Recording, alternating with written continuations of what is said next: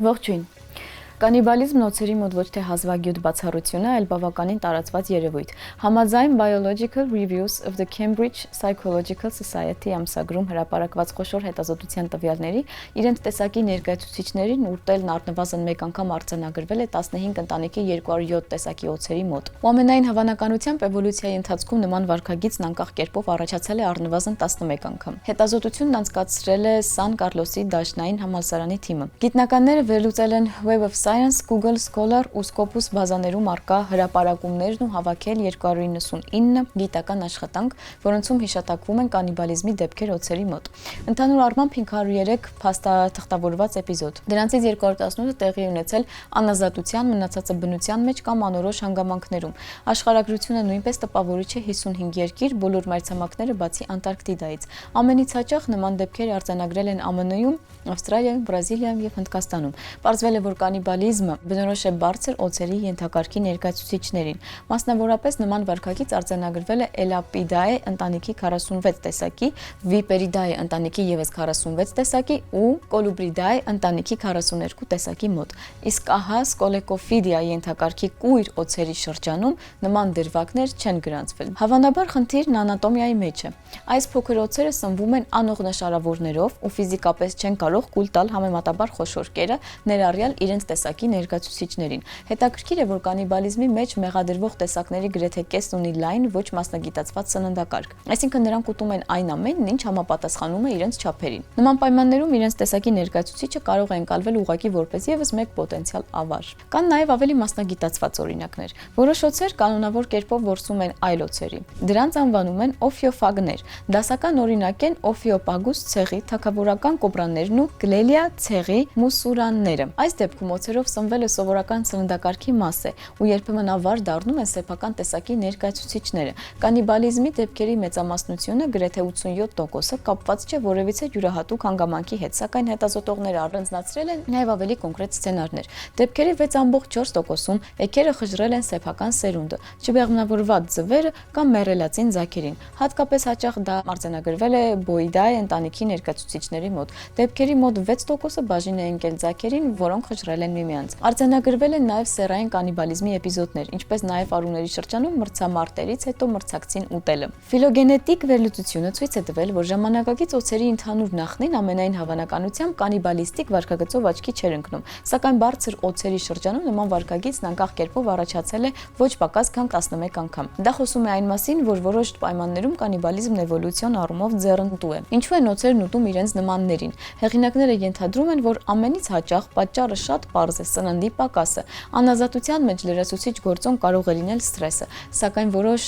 ասպիդների դեպքում, որոնք կանոնավոր կերպով որսում են այլ օձերի, իրավիճակը կարող է ավելի պարզ լինել, նրանք պարզապես չեն տարբերում, թե որ տեսակին է պատկանում ավարը։ Ստացվում է բավականին պրագմատիկ պատկեր։ Օձի համար իր տեսակի այլ ներկայացուցիչը անպայման չի, որ նույն տեսակի ներկայացուցիչ լինի սոցիալական իմաստով։ Առաջին հերթին դա համապատասխան չափերի ու ձևի օրգանիզմ է, որով կարելի է նախաճաշել։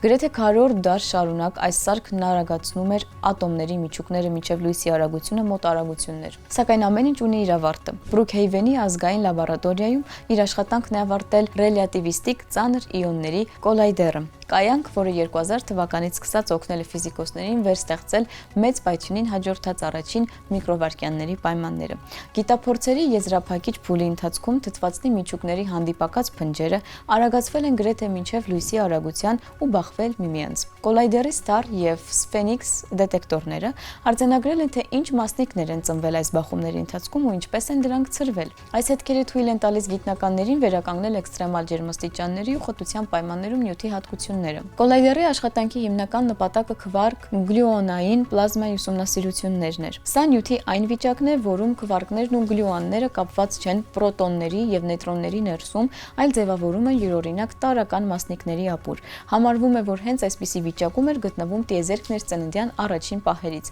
25 տարվա ընթացքում կոլայդերում բախվել են տարբեր էներգիաներով ամենատարբեր միջուկներ, ոսկուց մինչև առանձին պրոտոններ։ Սա թույլ է տվել ոչ միայն հետազոտել քվարք գլյուոնային պլազմայի հատկությունները, տեսությունները, այլև ավելի խորը հասկանալ պրոտոնի ներքին կառուցվածքը, ինչպես է նրա ներսում բաշխված քվարկներն ու գլյուոնները եւ ինչպես է ձևավորվում նրա սփինը։ Գիտափորձերի եզրափակիչ փուլում Sphenix դետեկտորն առաջին անգամ աշխատել է բևեռացված պրոտոնների բախումների անընդհատ գրանցման ռեժիմով։ Նման ֆորմատը թույլ է տալիս առանց դադարների արձանագրել տվյալները, բարձրացնելով հազվագյուտ եւ անսպասելի պրոցեսները նկատելու հավանականությունը։ Թեև կոլայդերը դադարեցրել է աշխատանքը, ֆիզիկոսների աշխատանքը դեռ հեռու է ավարտված լինելուց։ Տարիների ընթացքում կուտակվել են տվյալների հսկայական ծավալներ ու դրանց վերլուծությունը կարող է երկար տարիներ տևել։ Հաճախ արդեն իսկ գրանցված բախումների կրկնակի ուսումնասիրությունը բերում է նոր հայտնագործությունների։ Համալիրի ենթակառուցվածքը նույնպես չի անհետանա։ Դրա հիման վրա պլանավորում են կառուցել նոր էլեկտրոն-իոնային կոլայդեր, որը թույլ կտա ավելի ճշգրիտ ուսումնասիրել միջուկային նյութի կառուցվածքը։